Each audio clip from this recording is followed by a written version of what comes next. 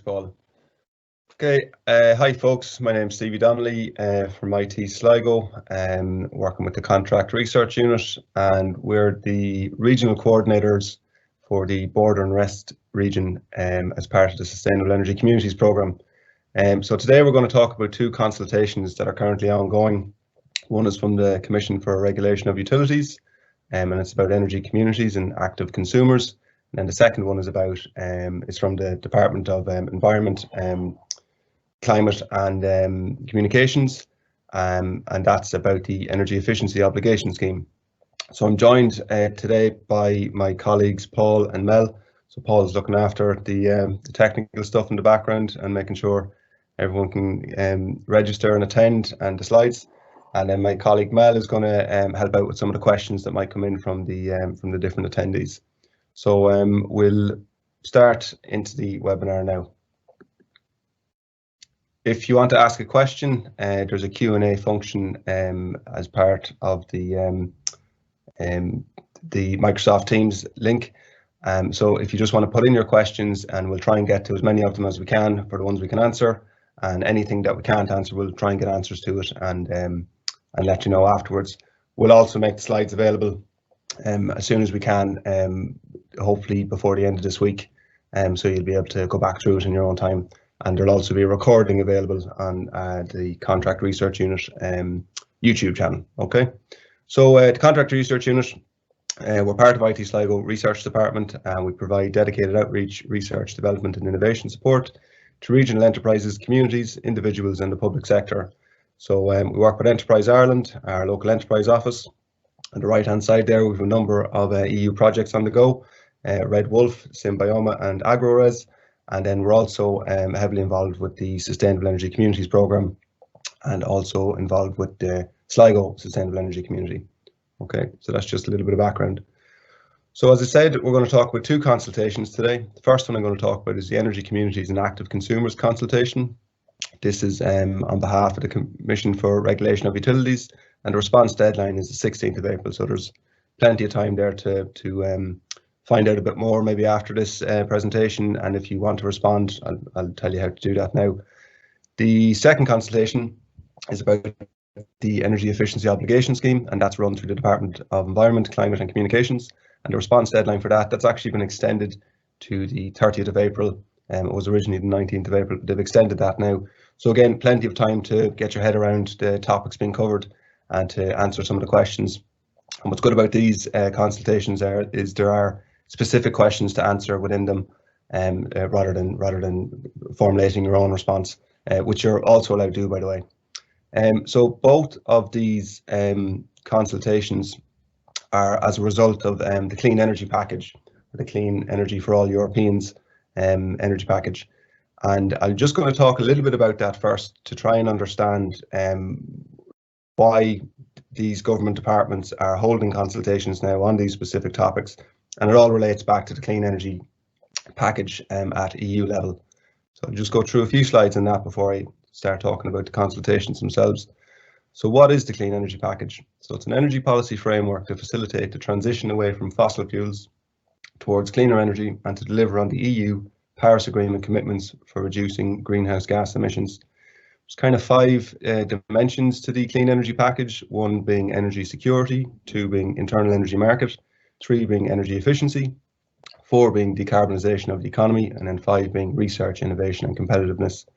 And just on the right there is a kind of graphic that sort of encapsulates that, about how these targets will be governed at EU level and at national level, about specific targets relating to energy efficiency, specific targets relating to renewables, and then how the electricity market is designed, and then how each country and member state presents the reporting and information back to the EU, so that progress can be tracked towards the target. So altogether, the Clean Energy Package consists of 8 legislative acts, and I'm going to go through them now. And there's the reason why there's 8 is because they would have started out with a number, and they have reiterated them as time has went on to change targets. So the first one is the Energy Efficiency Directive. I'm just giving a very, very brief outline here of some of the key elements of these directives. So you can find out plenty of information about these on the EU Commission website. So the newest target been set now in the Energy Efficiency Directive is a 32.5% energy efficiency target by 2030, and with the option to revise that upwards in 2023. So it extends the energy saving obligations, the EEOS scheme, and so there's a new period now between 2021 and 2030. We've reached the end of the first period. And what that target is a 0.8% per year target on total sales volume. So that's total sales of all the energy that's supplied to customers in Ireland through electricity, through natural gas, through coal, through peat, through any energy source basically. Basically, this Energy Efficiency Directive has also strengthened the rules on individual metering, such as smart metering, and then billing, and I put thermal in there in brackets because there's a lot of talk now about district heating schemes and how district heating schemes can help apartment buildings become more energy efficient, and how do you bill people for heat rather than for electricity and gas. The second one there is the Energy Performance of Building Directive. That's gone through 3 iterations now. So it's about low and zero emission building stock in the EU by 2050, the use of smart technologies such as self-regulating devices and building automation. It supports the rollout of infrastructure for e-mobility, basically EV charge points. And if you're building a new building now, that you have to facilitate the install of EV charge points. Smartness indicator, that's something that's going to come up a lot more as well, about how buildings are going to become smarter, how buildings are going to interact with the electricity network. So we talk a lot about the smartness readiness indicator. Then there's the long-term building renovation strategies. That's in an Irish context, that's basically, there was a consultation on that a number of weeks ago or a number of months ago, and that's in relation to this large-scale retrofit effort that that the department is trying to plan, with that being piloted in the Midlands at the moment. And then the last point there is mobilising public and private financing and investment. And then the other 2 parts of the clean energy package, renewable energy. The target there is 32% renewable energy by 2030, and then with the option again to possibly revise that upwards in 2023. And this directive means that each member state has to have a national energy and climate plan. Ireland has one of those. It also provides a basis for renewable self-consumers, and the idea of generating, consuming, storing and selling electricity. And then the idea of renewable energy communities, what they are, how they're handled in a regulatory context, and how they're handled within the electricity market. And that's what we're going to talk a bit further about today. And then the final point there on the renewable energy is greenhouse gas saving criteria for biofuels and biomass.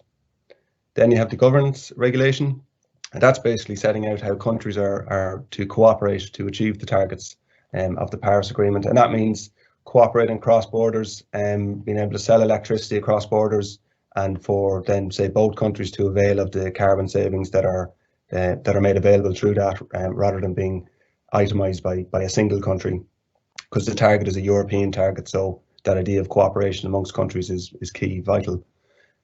So the regulation is there to ensure that the 2030 targets are met and that we achieve the Paris Agreement commitments. And obviously this will all promote long-term certainty for investors, which again is critical for the investment required for this climate transition. Again, it's going to reduce the administrative burden, so better regulation, planning and reporting, and there will be consistent reporting by the EU under the UN Framework Convention on Climate Change.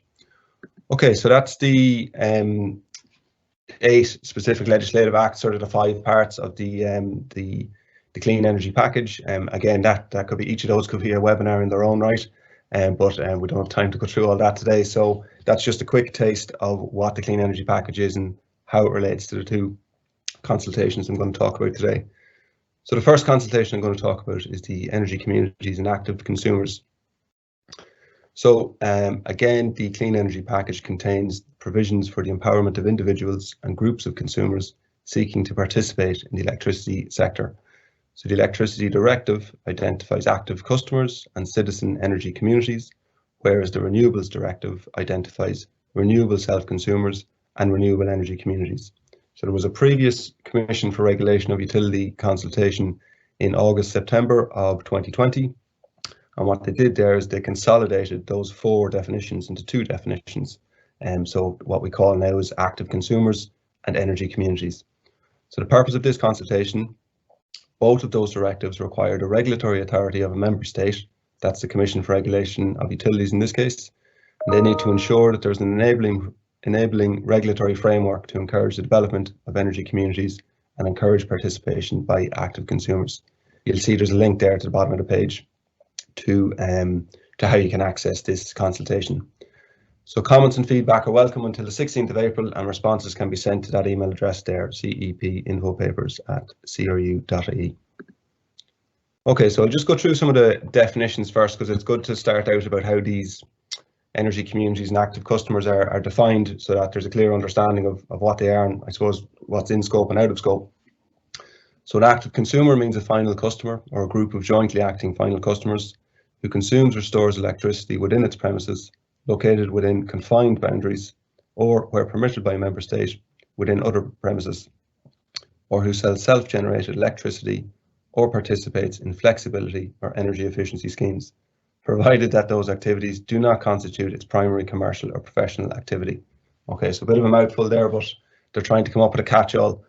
The second definition then, a citizen energy community means a legal entity that is based on a voluntary and open participation, and it's effectively controlled by members or shareholders that are natural persons, local authorities, including municipalities or small enterprises. And then B, has for its purpose to provide environmental, economic or social community benefits to its members or shareholders, or to the local areas where it operates, rather than to generate financial profits, and may engage in generation, including from renewable sources, distribution, consumption, aggregation, energy storage, energy efficiency services, or charging services for electric vehicles, or provide other energy services to its members or shareholders.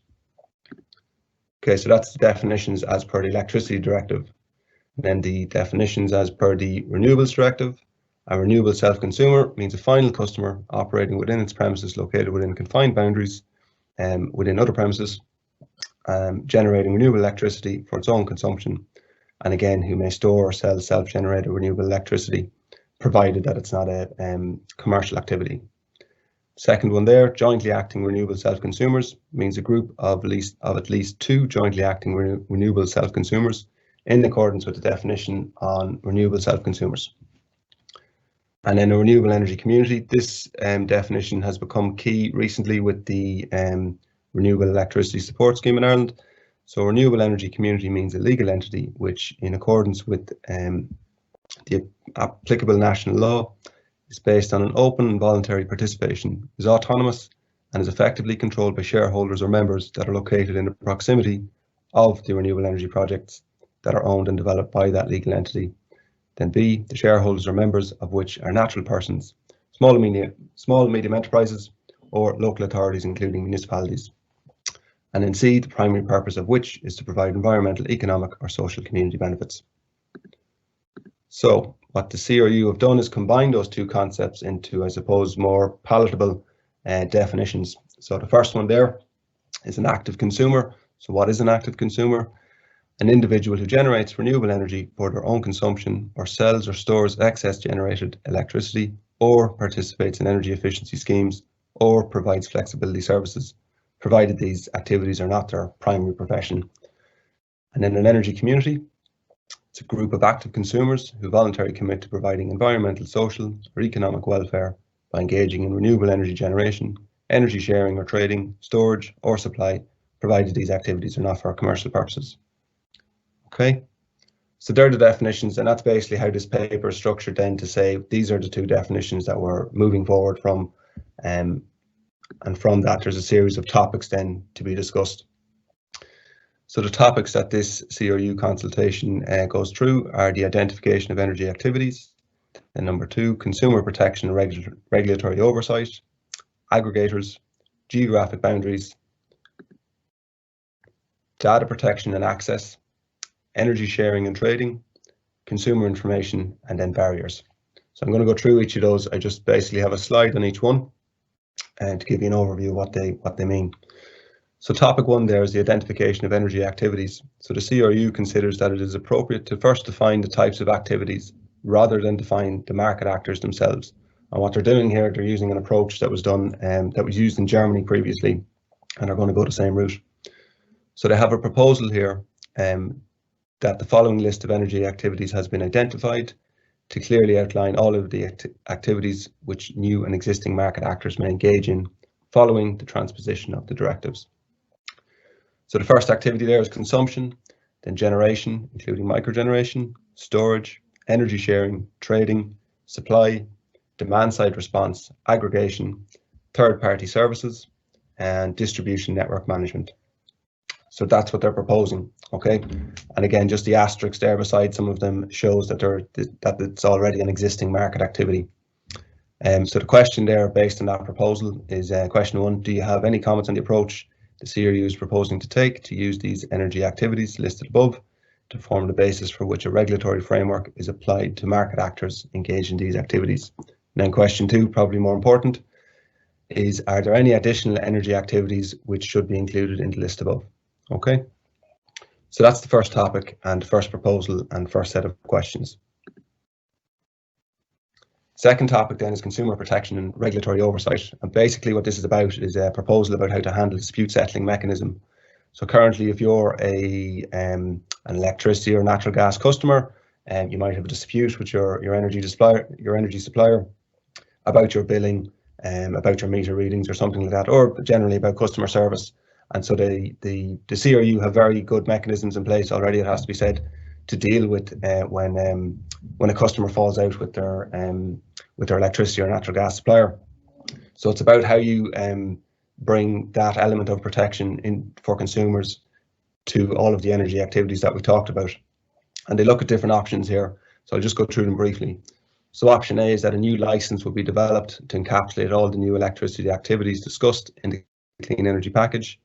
And that would be required to be obtained by any market actor, for example, an energy community offering electricity services which are not currently licensed activities.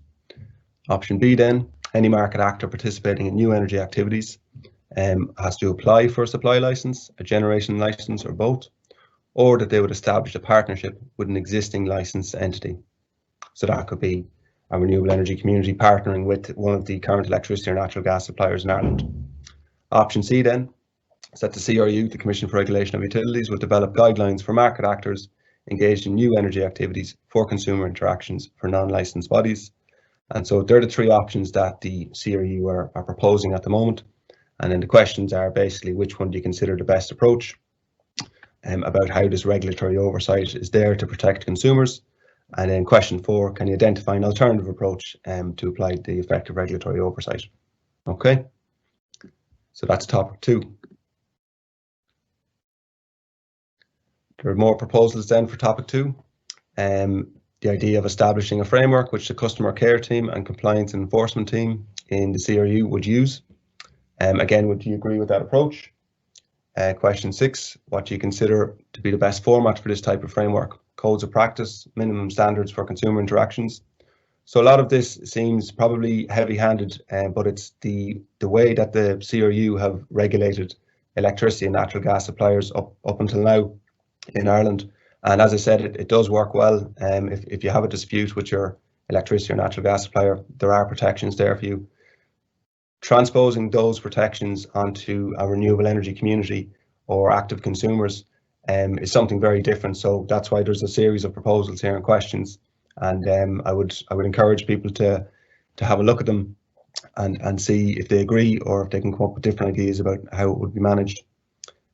Proposal 4 then is to require the registration of a project with the CRU to enable appropriate monitoring of how many communities and jointly acting active consumer groups are in cooperation. And again, do you agree with this approach and should they have to register? Okay, so topic 3 then, aggregators. And we've heard a lot about aggregators in recent years as a sort of a new type of energy supplier or new market actor. And basically, the idea of non-discriminatory access requirements already met by current market arrangements. So this is where the CRU are saying that there is already a form of aggregators acting in the country, such as suppliers, demand-side units, aggregator generator units, and assetless supplier units. Okay, So there is the potential for demand-side units and suppliers to act as aggregators to pool small-scale generation from energy communities and active customers. And the idea of an aggregator is depicted there in the diagram, whereby you live in your home, you might have an electric vehicle, you might have a battery, or you might have some solar panels. And if you're not using that electricity at any one time or storing it, you can say the demand of my house is currently being met. So therefore I have excess renewable generation to provide back to the grid. And the idea that there'd be many houses doing this at the same time. So you'd need an aggregator to administer that or to coordinate that electricity, and then that it would be sold back to the single electricity market.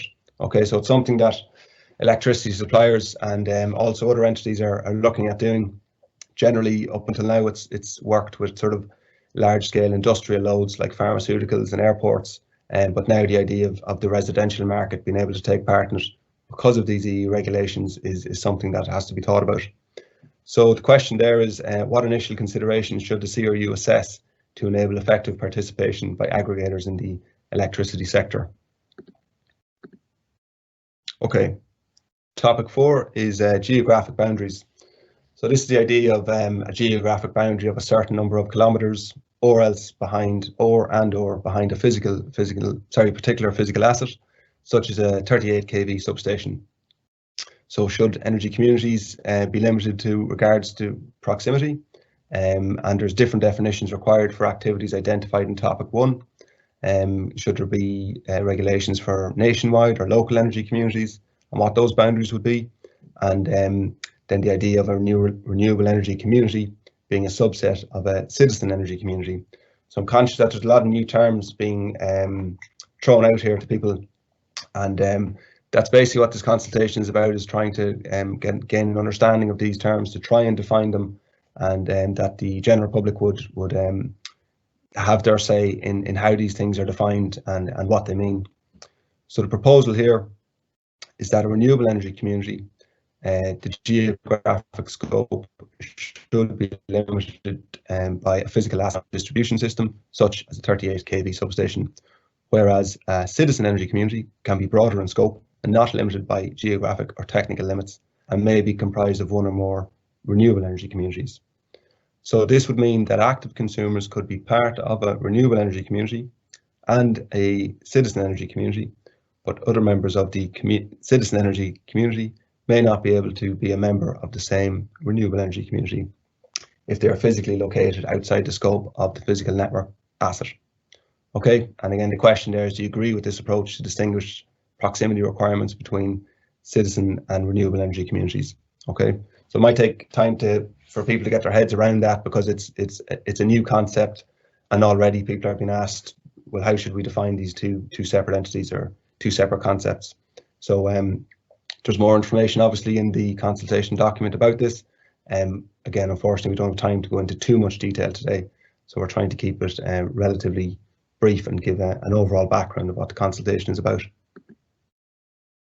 So topic 5 then is data protection and access, and the idea of a risk to an individual's data while they're interacting with a new market actor. So who has access to your electricity data, and what can they do with that? What are the dangers involved? And then there's other arguments that, well, you have to have access to an individual's data, their electricity use, and it's required in order to provide an efficient service and provide an efficient grid smart service. So what the CRU are doing at the moment is they're developing a smart meter data access code, and that's part of the smart meter rollout, which we had a webinar on a number of weeks ago. So all new and existing market actors must comply with relevant data protection legislation anyway. That's the GDPR regulations, and the Data Protection Commission is the relevant authority. So in this section, I suppose the CRU, the Commission for Regulation of Utilities, are clearly pointing out that matters of data protection, that the Data Protection Commission are the relevant authority there. But there are questions specifically in relation to the CRU's remit, and they are question 11 there, about maintaining the existing data protection requirements and applying them to market actors offering new services, either through licensing or contractual arrangements. And would that be enough to effectively ensure consumers' data is being protected as they engage in these new activities?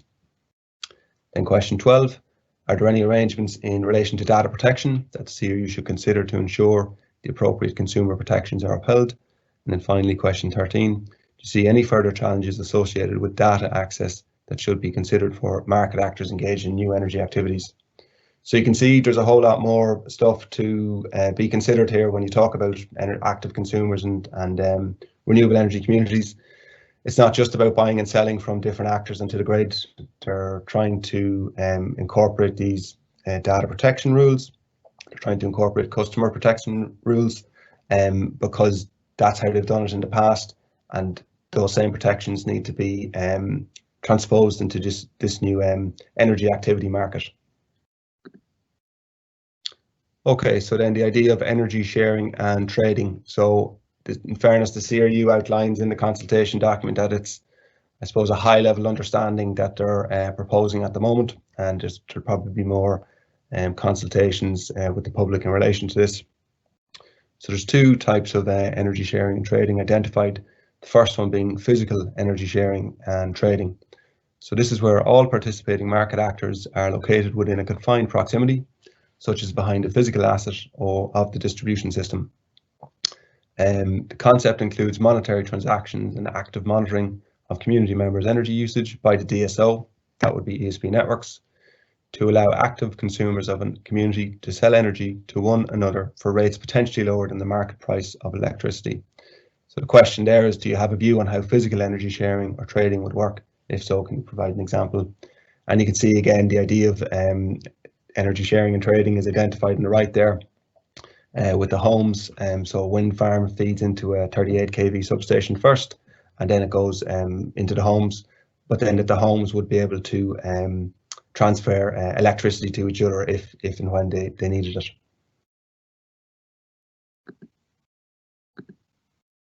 Okay, so then still on topic 6, the second type of energy sharing and trading identified is virtual energy trading, sharing and trading. So this is the idea of something you might have heard of called the virtual power plant. And there are many of these in operation across Europe, and there are some smaller ones, I think, available in Ireland. There's definitely research projects going on in relation to it. And then the idea of peer-to-peer trading system and another term that we're becoming more familiar with, blockchain. So this concept involves active consumers who would sign up to participate in this scheme and could sell energy they produce, but may not consume or store to other participants at rates potentially lower than market levels. So again, that's that element of protection being introduced there. And then the online platform would be managed by a third-party service, such as a VPP or a peer-to-peer provider. That would ensure efficient trades are occurring and would act as the balanced responsible party in case of a shortfall of supply. And that again is a very important point, and that's the type of language that EirGrid and ESB networks use a lot, that the grid has to be balanced all the time. We have to be in and around 50 hertz to make sure that the supply continues to be generated and distributed effectively into our homes safely. And if you introduce unsuitable, I suppose, market virtual platforms, there has to be protections in place there to make sure that the actual real electricity flows of the grid are not overly impacted by something that's market oriented. And we've seen huge blackouts in America because of things like this, because of virtual trades happening, and then it affects the actual real distribution of electricity to where it's supposed to get to. So the question there is, in addition to the concepts of virtual power plants and peer-to-peer trading platforms, are there any other forms of virtual energy sharing or trading which you think customers would benefit from participating in? Okay. So just two more topics as part of this paper, and then we'll probably open it up to questions and see what's coming. So there, consumer information, and again, proposal 6 here is that the CRU will develop a web page on a website dedicated to informing active consumers and energy communities about getting involved in the energy sector. It will contain examples of electricity activities they can engage in, details on how to start their project, how to navigate the regulatory process in a simple manner, and what other entities may need to be involved to get their project fully realised, such as suppliers, network operators, and the SEAI as well. So again, that's obviously would be a fantastic resource for citizens and communities to have. So question 16, do you agree with this proposal? And question 17, what information should be included on this webpage? And then question 18, what other forms of engagement would be effective routes to inform consumers of their new rights under the Clean Energy Package? And then the last topic covered by the CRU consultation is barriers. So both of the directives we mentioned at the start contain requirements for member states to address potential existing barriers to active consumer and energy community participation. So in quotes there, the member states should carry out an assessment of the existing barriers and potential of development of renewable energy communities in their territories. So the CRU consultation is focusing on regulatory barriers, okay? Whereas the Department of Environment, Climate and Communication is currently consulting on the technical, financial, expertise, tenancy issues and volunteer effort, those aspects of it. So topic 8 here is about barriers, and the question is describe the existing barriers to community energy and any measures you might think helpful in addressing those barriers. And then question 20, what are the potential benefits for the development of renewable energy communities? And what would you suggest as the priorities to facilitate their development? So this is a bit strange here because they're CRU asking if you want to answer these questions that you should provide the specific answers that you have to these questions back to the Department of Environment, Climate and Communication, okay, at the relevant website there on your right hand side. So you can see how different government departments are becoming involved in different ways in how the electricity market is regulated and how it's developed. So again, that's where these consultations exist. They have an idea of how things should operate in the future, but it's very important that people feed into that and into those ideas as they develop the concepts. Okay, so that's the last slide here. Just again, the next steps there. The consultation, we talked about what it's for, and it's open until the 16th of April, and responses can be sent into the CEP info papers at cru.ie. Okay, so that was a quick tour of the Energy Communities and Active Consumer consultation. So before I move on to the second consultation we're going to talk about today, I'm going to see if my colleague Mel Gavin has got any questions there that have come out so far from those slides. Hi, Stephen. Not a single one. Okay, great. But let's face it, this is very regulation heavy, and like we know that's kind of bedtime reading for you. For the rest of us, we're looking at Twitter and watching Netflix at bedtime. But I think it might be worth just discussing one of the topics, because our target audience today, not our only audience, is but our target audience is the Sustainable Energy Communities Network, and I think topic 4 is an important one. So it brings in that term proximity, and that term is part of the current definition of a renewable energy community. It's included in the RES scheme. So I think it's worth perhaps highlighting to our audience today, and to anyone really, but to the community audience in particular, that this could be worth thinking about, particularly if we, if the proximity, or the definition of proximity, becomes linked to 38 kV substations. You will find that in many parts of the country, they might not be close to your community. So you may have an opinion on how you participate, or how your community participates, if you're not close. And if our own vision of that, our own team, the communities we've discussed this with, we've talked about potential collaboration with other communities, so that you have room for participation, and it's not simply down to, are we beside a 38 kV substation? So I think that topic is worth, if all of this has been very confusing, I think that topic is worth focusing on for the communities.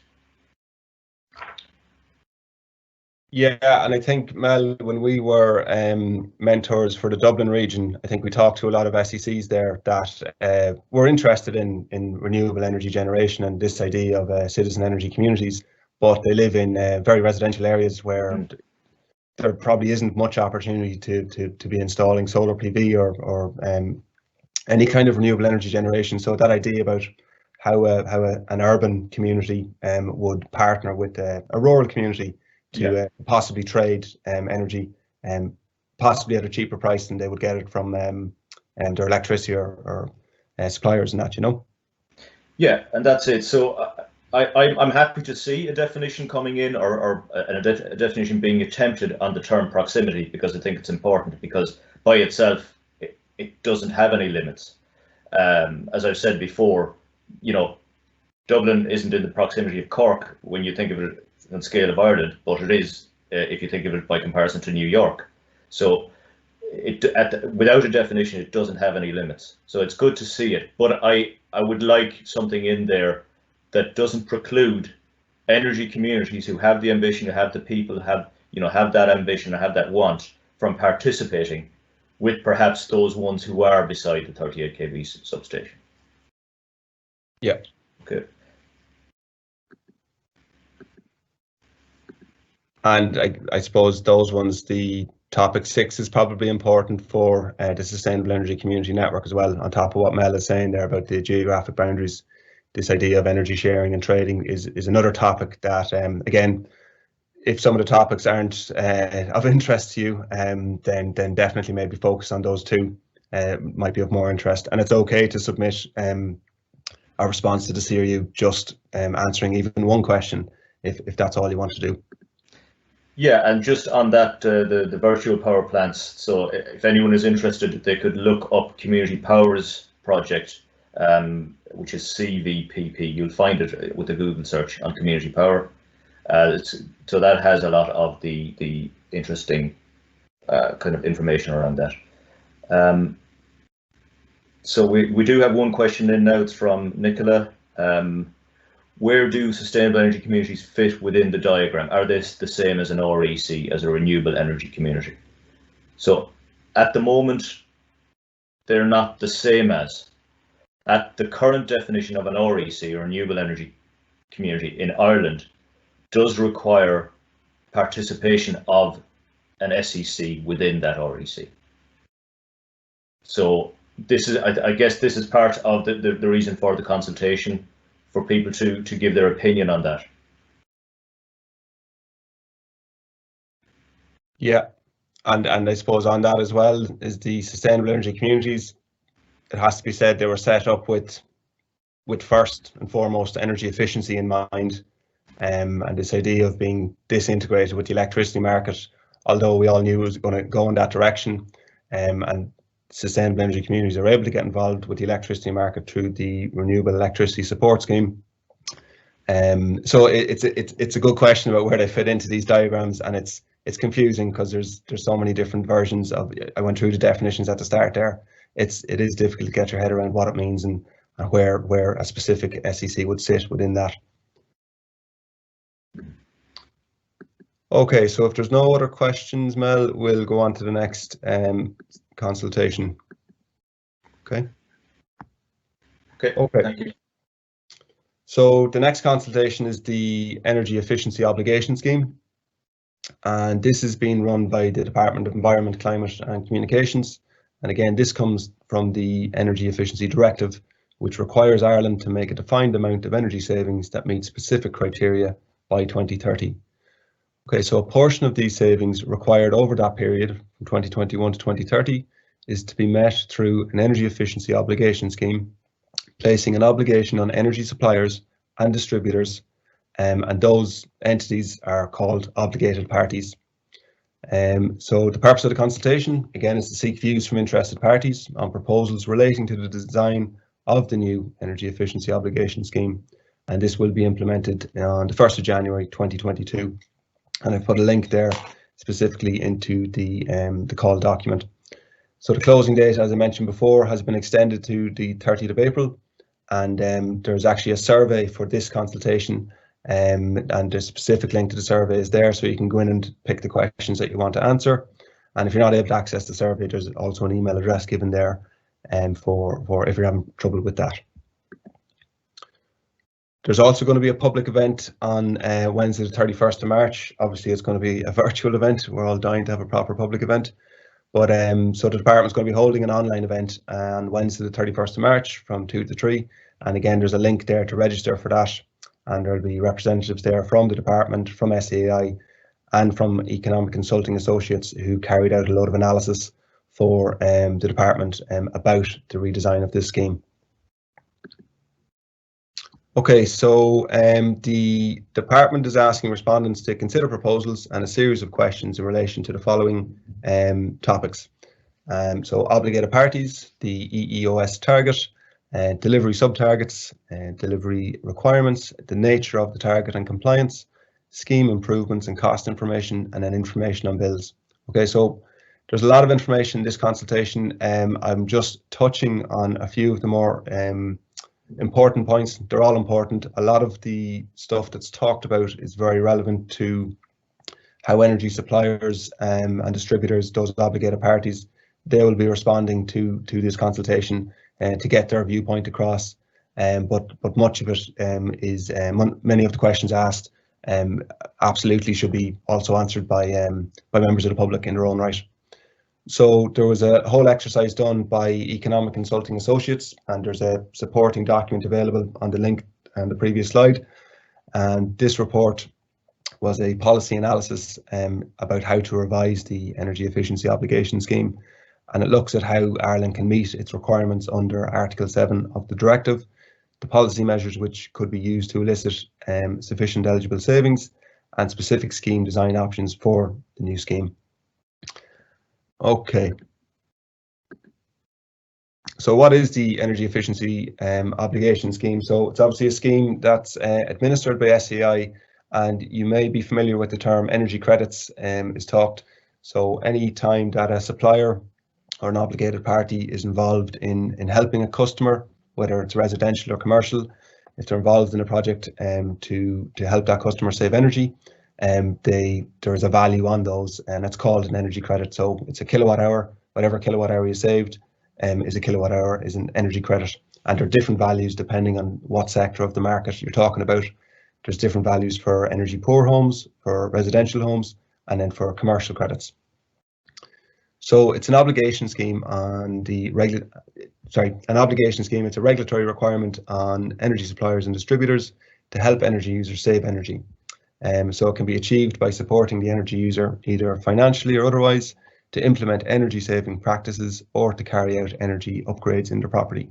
So a lot of what's happened to get the energy suppliers and obligated parties to manage to hit their targets for the previous period, they would have looked at a lot of the low-hanging fruit, and by that I mean large-scale LED upgrades for large buildings and that. So a lot of that low-hanging fruit, there's plenty of it still there, but a lot of it has been taken already. So it's going to be a little bit more difficult now to try and get those energy credits as part of these new targets. So not only have you got an increased target, you have a more difficult process to get those targets. Okay. So to date, the 2014 to 2020 obligation scheme resulted in final energy savings of over 3,450 gigawatt hours of energy, and it supported energy efficiency action in 290,000 dwellings and 3,000 businesses. As I said, SEI is the scheme administrator, and the department is proposing that the 2021 to 2030 scheme continues to obligate eligible parties in the electricity, natural gas, liquid fuel and solid fuel markets. So the first question there is, do you agree with the proposal to cover the entities across all those markets? And I'm going to talk about those markets now and give you a bit of insight about what they mean. So in terms of the Irish energy market, there's a couple of different sectors that are applicable when we talk about the energy efficiency obligation scheme. So the two I'm going to talk about here are the liquid and solid fuels market. So the liquid fuel market is approximately 60% of the total final energy consumption in 2019, and 75% of that number relates to transport. So this part of the market, the department says it's a complex market with numerous eligible parties buying, selling and distributing, and it's difficult to establish market share data for many parts of this market. So the department is proposing that of the eligible parties in the liquid fuel market, only the liquid fuel importers operating in Ireland above a certain size should be obligated. And the reasons for this is that there's poor information available downstream in the supply chain with little data available on the volumes being purchased and sold, whereas there exists sufficient information upstream from the point of import. Okay, so then the solid fuel market, and we're talking about coal and peat and biomass there. Wood is approx 5% of total final consumption in 2019. Sorry, we're not talking about wood there because wood is deemed as a renewable fuel. So the solid fuel market is approximately 5% of the total final energy consumption in 2019, and coal and peat are projected to fall by around half by 2030, with the various policy measures that are going to come into effect through the Climate Action Plan, including carbon taxes and whatnot. So this market has few barriers to entry, and products are easily transported and stored, and this market is subject to low levels of regulation. So the department is proposing that all eligible parties operating in the solid fuel market in Ireland, including those importing, distributing or supplying solid fuel above a certain size, should be obligated. Okay.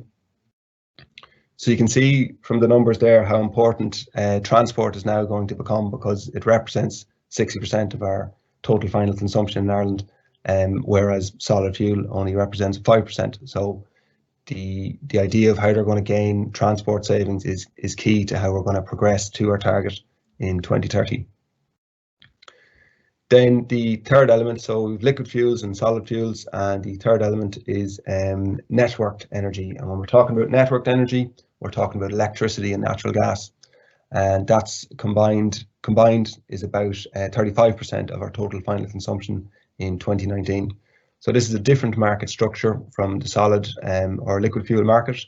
So while consumers are free to choose amongst licensed suppliers, access to the distribution networks is only through two entities, and that's ESB Networks or Gas Networks Ireland.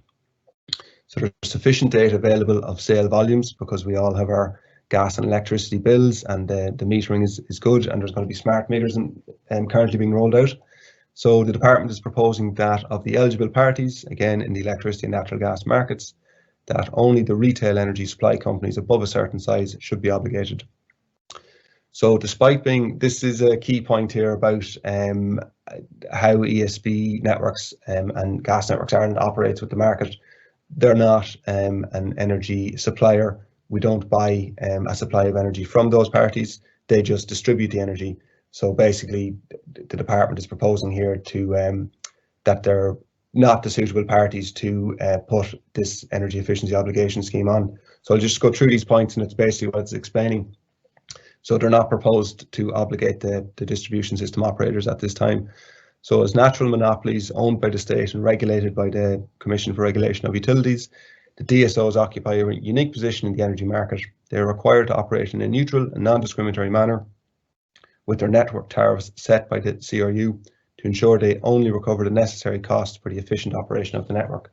So for example, if they're to engage in a non-core competitive activity, this has the potential to conflict with their role as a neutral market facilitator and unbundling requirements under the two directives. So the department is of the view that requiring distribution system operators such as ESB Networks and Gas Networks Ireland to deliver energy saving measures under the scheme is not appropriate. Okay, so that's something you might want to have a think about, and you can answer the specific questions here. Do you agree with the proposal to obligate above types of eligible parties within each market, and should they be above a certain size, which is discussed below? So there's questions there specifically in relation to the liquid fuel market, the solid fuel market, and then the network market or electricity and gas market. Okay. And then they talk about the obligation threshold. So again, I'm touching very briefly on the points being raised here. There's a lot more detail in the ECA reports that I mentioned, and there's a lot more detail in the consultation document. So I'm just trying to touch and give people an oversight of what this is about and some of the questions that are being asked. So an obligation threshold is the point at which parties will become obligated. And the purpose of including a threshold rather than obligating parties of all sizes is to ensure the associated costs of implementing this energy efficiency obligation scheme does not present an unreasonable barrier to entry for new firms, which would reduce market competitiveness. At the same time, it's also important not to set the bar too high. So you're trying to not distort the market with these different energy efficiency schemes. So they have to be careful about the level at which they get an obligated party to be applicable for the scheme. So there's threshold metrics and threshold levels. So the metrics that they're talking about is a total volume of energy supplied, or should it be based on the number of customers that a particular entity has. And then the threshold level, previously it was set at 600 gigawatt hours. So that would have meant you would have had the likes of the largest energy suppliers such as Bord Gáis, Electricity, Electric Ireland, Energia, and then others in the solid fuel and liquid fuel market. In the liquid fuel market. Whereas now it's being proposed to set this at the 400 gigawatt hour mark, and that is to try and bring in more of the smaller players, let's call it. But they've also looked at the idea of a 200 gigawatt limit, but they feel that that's possibly anti-competitive, that you're burdening too much smaller suppliers, because ultimately it is a competitive market. There is a value placed on an energy credit, so it is competitive, and it might be an unfair level of competition to have a market operator that has a small customer base or a small volume of energy to take part in the scheme. So again, the questions there is, do you agree with the department's proposals in terms of the threshold, and do you agree firstly the metric, and then secondly, do you agree with the actual level of the threshold being 400 gigawatt hours?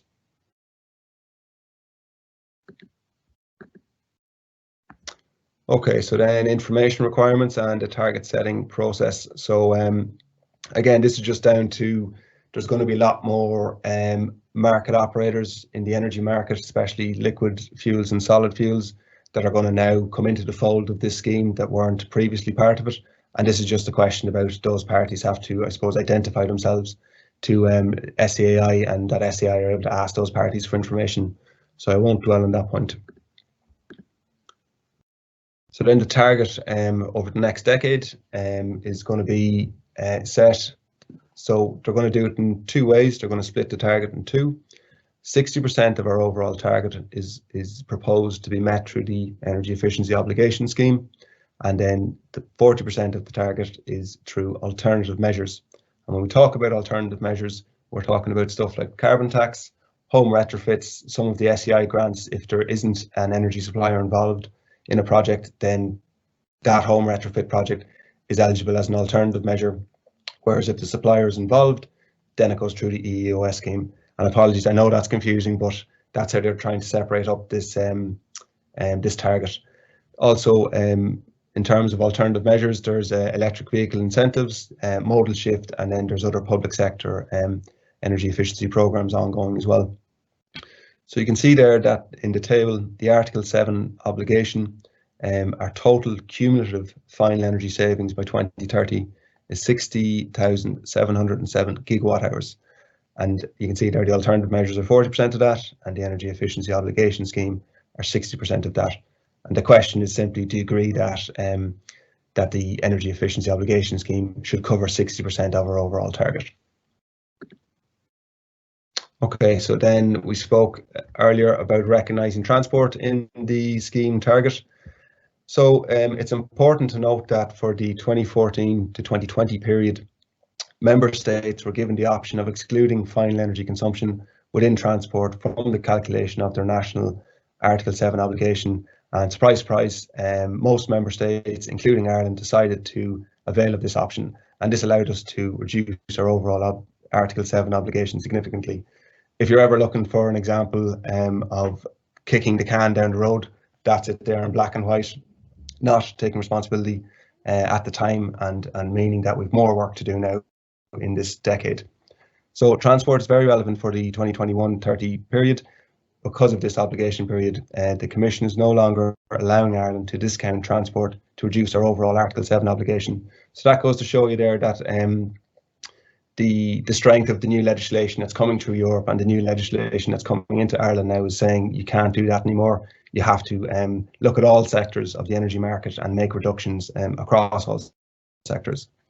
So why is that important? Because transport accounts for about 40% of our final energy consumption, and therefore it's proposed that 40% of this scheme target is allocated specifically to suppliers and distributors of energy sold for use in transport.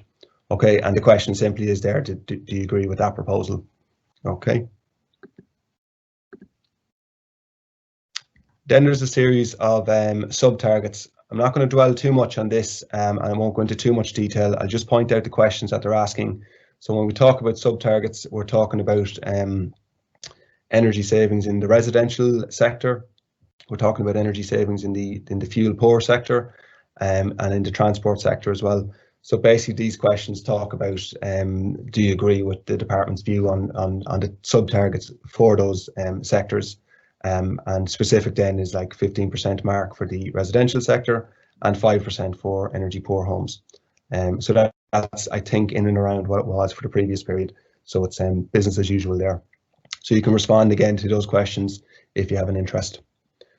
This is where I suppose you would have energy suppliers wanting to possibly decrease those percentages because it's easier for them to get the required energy savings and energy credits in the commercial market, because it's a lot easier to go into a big building and do some energy efficiency measures than it is to go into 50 houses to get the same amount of measures. So it's important that the percentages here are set at the right amount to ensure that, I suppose, no sector gets left behind. And delivery requirements, this is interesting actually. Mel, my colleague, will be interested in this. So there's going to be more focused consultations on this element of it, because it intertwines with some of the new building regulations and some of the SEI grant schemes. So the department is proposing, they have proposals regarding certain delivery requirements to be met under the residential sub-target and the energy poverty sub-target, and they want to ensure that the energy efficiency obligation scheme is aligned with the national retrofit objectives and that it meets all of the European requirements.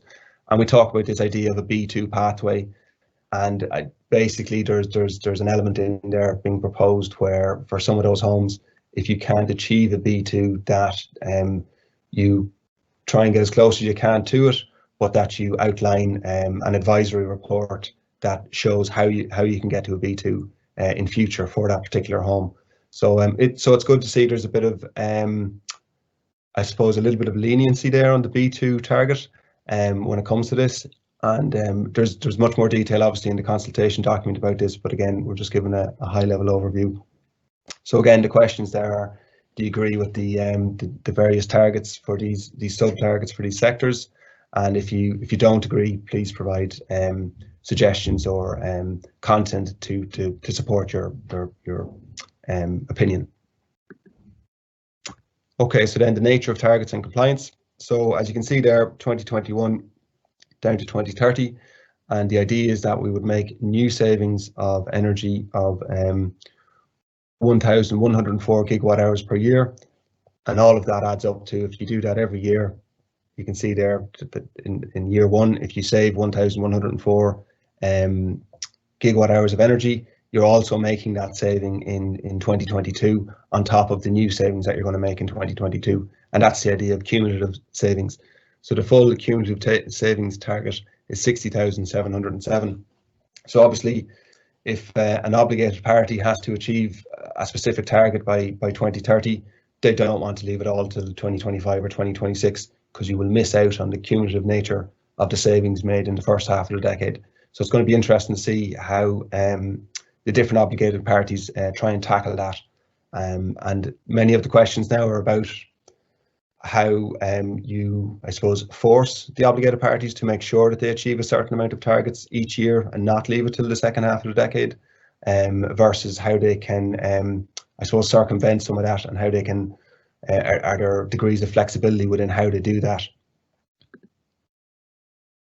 So again, it's the idea of annual additive targets for obligated parties, and then how third parties will be used. So some of the obligated parties use a third party contractor to fulfill their requirement for the energy savings they have. And there's questions here asking the public suggestions or comments about these flexibility mechanisms. So there's a series of flexibility mechanisms that are built in here and being proposed by the department.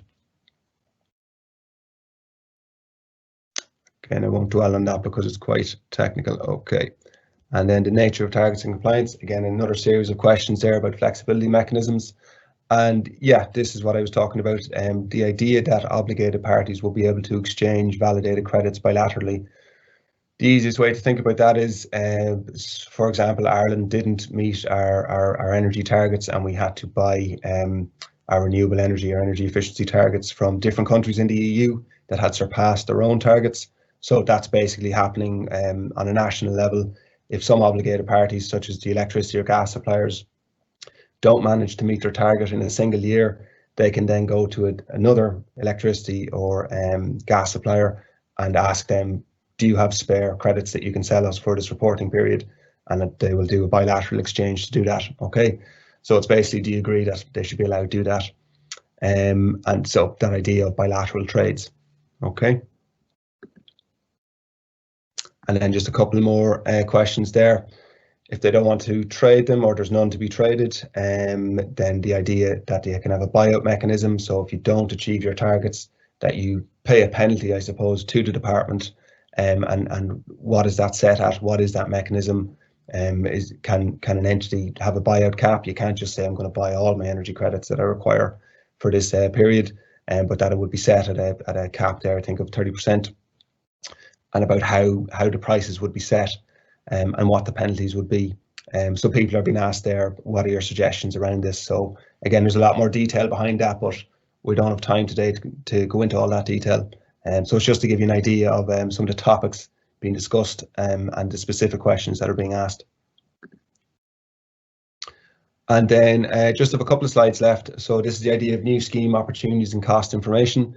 So again, they're open to suggestions or improvements about how the scheme can be improved beyond what has been discussed in the consultation document.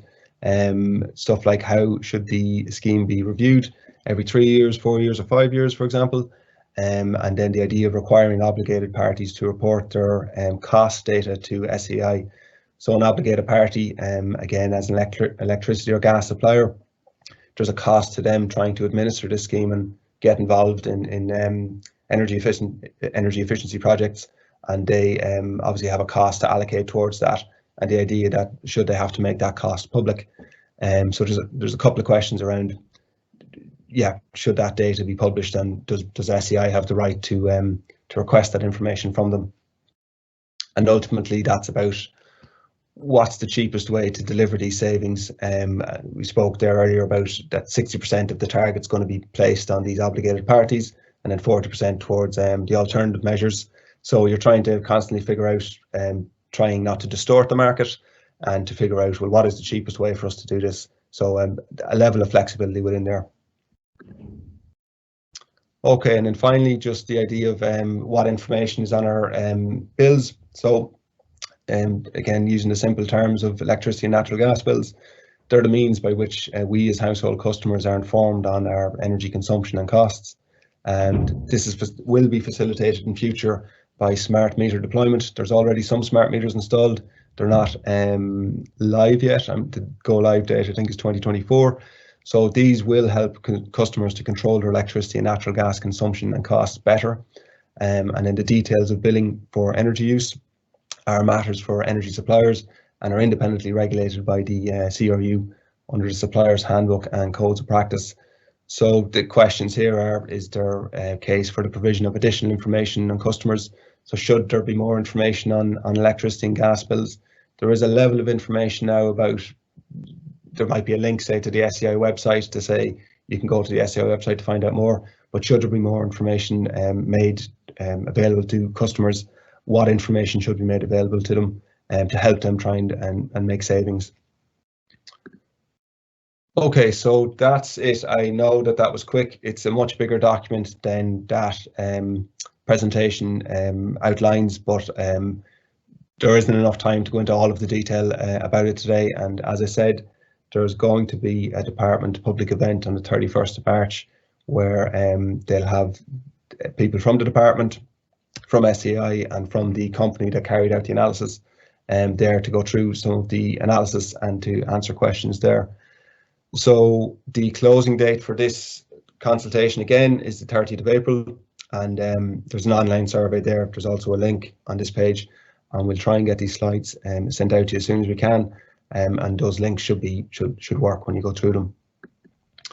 So that's it from me for the two consultations. Mel, are there any questions come through there, or are people twice as confused now?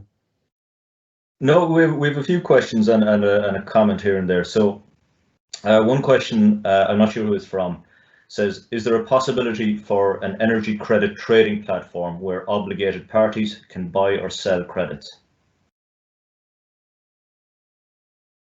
There probably is. I would say there definitely is, and that's probably something that would be, yeah, if it's done bilaterally.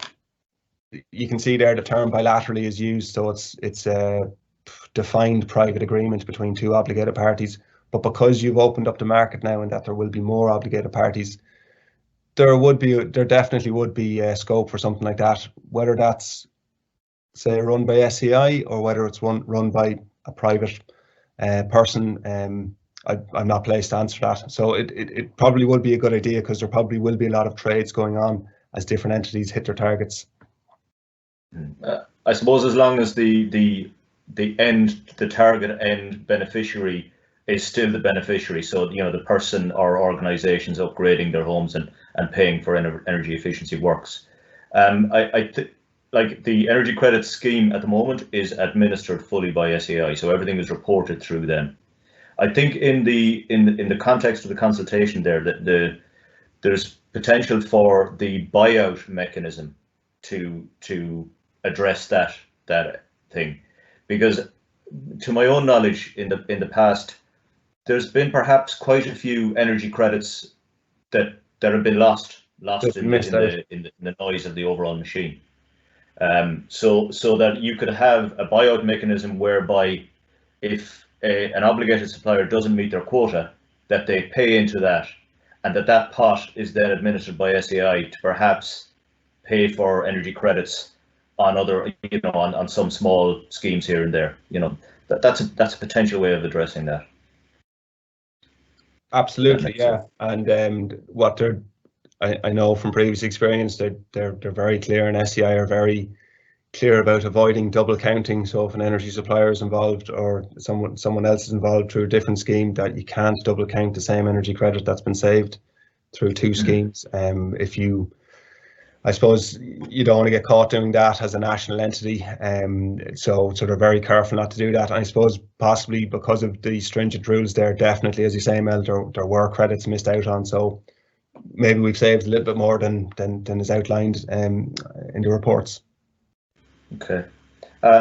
Just a couple of the points that I think, again, thinking of our target audience here, the energy poverty sub-targets, I think that's important. And because in the broader policy context, and we've done a few webinars on different things, including the microgeneration support scheme, where, in those other support schemes, they're going to help those who can afford to invest get some extra value back for their investment. Whereas, those in energy poverty can't afford to invest, they can't avail of that. So the idea really is that this scheme pays back something to those in energy poverty. So I think that's an important point, and some of our communities might have thoughts on that. You brought up as well that I'd be interested in the B2 element. Yes, I am. I don't have a problem with the B2 target. I have a B2 problem with a B2 as a lower limit. So the proposal in the high level design there under the energy efficiency obligation scheme gives two options: either that the house gets to B2 or that it is supported on the B2 pathway. And I agree wholeheartedly with the B2 pathway. I think that makes perfect sense.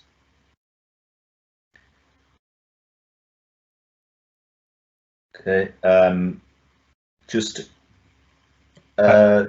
one other question, which goes back then to the previous thing on definitions of renewable energy communities and SDCs. Do you want to take that, or do you want to comment on that, Stevie? No, go ahead, Mel. Okay, so the question is, so would you see a potential for an umbrella or EC, renewable energy community, that links in with a number of SECs, or sustainable energy communities? Yeah, there is, absolutely. And I believe there's people looking at that idea of a national representative organisation for these, I suppose, firstly for SECs or renewable energy communities. There are people looking at that idea that their voice is not heard well enough, and that there could be a national representative body. So yeah, there's definitely scope to do that.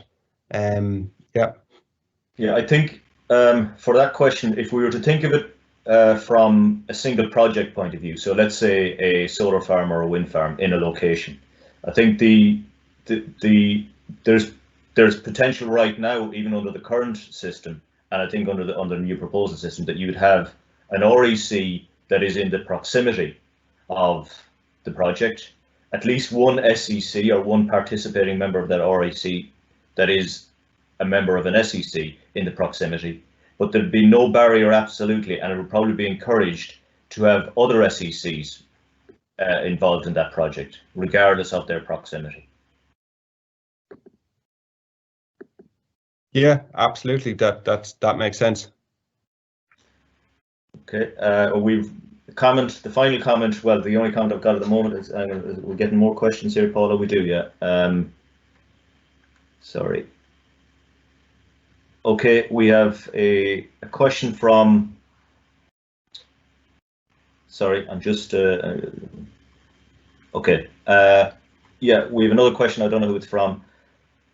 It's just an FYI. Some smart meters are already communicating and sending half-hourly data. Small numbers, and obviously ramp up to 2024. And I think that's the case. I think that was covered in one of your other webinars, Stevie. Okay, so there's some of them operating now. Okay. Okay, and we have a question then from Siobhan. If the smart meters are not due to go live until 2024, does that mean consumers cannot get paid for sending excess electricity back to the grid before then? Well, that goes back to the micro generation support scheme consultation, which we covered a few weeks back, about how would that be metered, how would it be monitored. So, and that is the question in everyone's mind. Surely you need a smart meter to tell when your house is taking from the electricity grid versus when it's providing excess electricity onto the electricity grid, and how do you record that? So if you don't have a smart meter, it comes down to how is it possible to do that, and I think some of that was touched on, Mel, in the microgeneration consultation. It was, yeah. The proposal in the high-level design for the microgeneration support scheme was that anyone availing of that support scheme, in other words, getting a tariff for their excess, would have to install an export meter, not specifically a smart meter, but one that at least measured how much you're exporting back to the grid. Yeah. So that was the proposal in that scheme, and it is intended to be launched this year in June or July. Yeah, I think it's important as well to point out that, you know, since the smart metering program began or even was thought about, the whole energy market has changed a bit. I'm not saying they're defunct or anything. Like, they will serve a purpose, and it will be good, because the meters as they currently stand do need to be upgraded. But people, yeah, that's a good question from Siobhan, because people shouldn't think, oh, we can't do anything until 2024.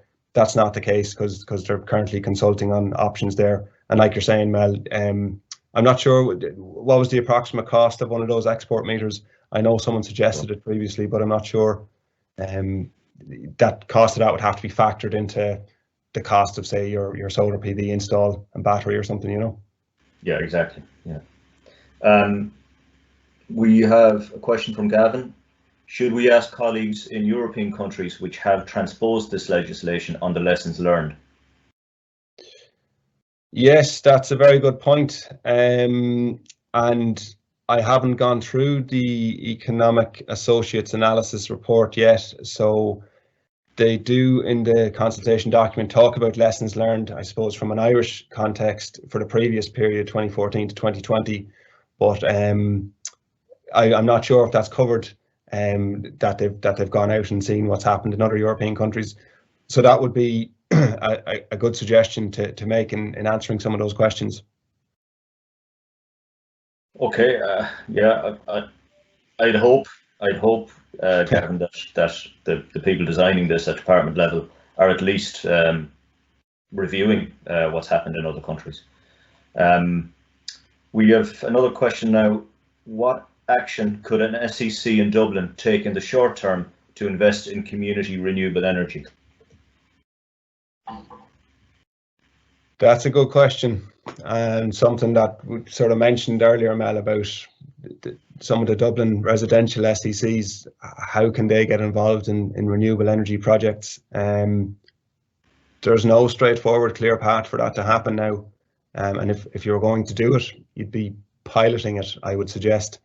But you would have to have very good input from SEAI, ESB networks, and possibly a project developer to make that happen.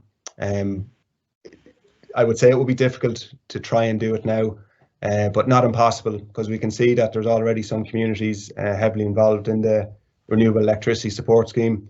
I think it's fair to say they're all rural communities, and the 7 or 8 that got through the auction results. So how a Dublin SEC gets involved in something like that, I'd have to put my hand up and say I don't know at the moment how you would specifically go about doing that. I think it might be that simple. Is that to find those communities who were successful in the first res auction, and you can contact us if you want to email myself or Stevie about that. We'll show you that information is publicly available about the organisation name. We could try and make introductions if we can find the organisations ourselves, and see if their project is still accepting shareholders. And in that case, you could simply buy into the project. That would be one way of doing it at the moment. The other way, like the very simple way at the moment, is to have a look at community power as an energy supplier. They're the only community-owned energy supplier in Ireland that I know of, and I'm not getting a commission. I'm not getting any sales commission or anything. But that's a simple way of doing it. But the other one would be to contact those communities who are in the near future going to become operators of community-owned generators. Yeah, and just on that, Mel, I suppose for say a Dublin SEC, let's say it's a group of 50 houses or an estate that says we want all our electricity to come from renewable sources. You can do that on paper with your current electricity supplier or the different electricity suppliers in the market. But if you want to do it, I suppose in a real community sense, you could go to someone like Community Power and say, I have 50 residential units here that want X amount of electricity each year. Can you provide that to me, or how can you provide that to me? And that would be the start of the conversation to say, it's all about the demand. If the demand is there, you can sell it outside of the res, because at the moment there are some renewable energy projects setting up that are providing directly to data centres, and they're not going through this renewable electricity support scheme. So you could take that approach as well. Probably more difficult from a community perspective, but again, not impossible. Okay, let's scroll on here. I think that's it on the questions. We had, I suppose, one comment from Jerry. It's a very big learning curve, and it will need a lot of explanation for community uptake. And we all accept that, absolutely. Where we are now is in a I suppose a policy environment, a regulatory environment that was designed for large central generators, and all of us consumers at the very far end of that. And now moving that to trying to include the citizen and the community in that. So I saw that question or that comment come in, and I was trying to think of a similar scenario that would make sense. And I think if we decided at a policy level, maybe 10 years ago, that it would be a good idea to have 6-year-olds driving cars, we'd now be at the position where that would be written in policy 10 years ago, and there'd be white papers and things about it. We'd now be in a position where we'd have to bring in regulations that car manufacturers would have to design some cars that a 6-year-old could see over the steering wheel and reach the pedals. We'd be tasking the Road Safety Authority with designing new rules of the road to accommodate 6-year-old drivers and things like that. So that's where we're at. You're trying to redesign a regulatory and policy environment to allow the citizen and the community to participate.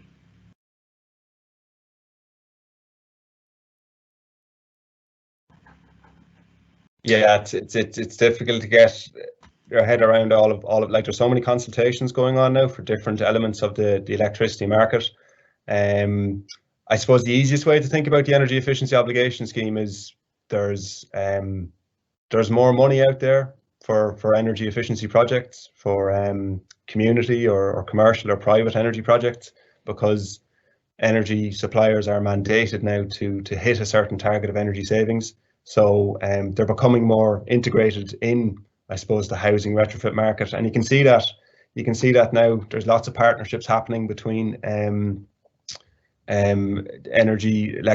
electricity suppliers and credit unions and sort of retrofit contractors, and they're doing this in anticipation of they all have something to gain from it, but obviously the energy supplier has a specific target that they have to meet, and it's ultimately another selling point for them. They're not just selling you electricity or gas; they're actually selling you a warmer home, if you put it that way.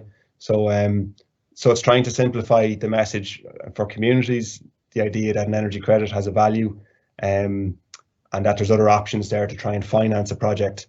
So it's getting better, I would say, to do that.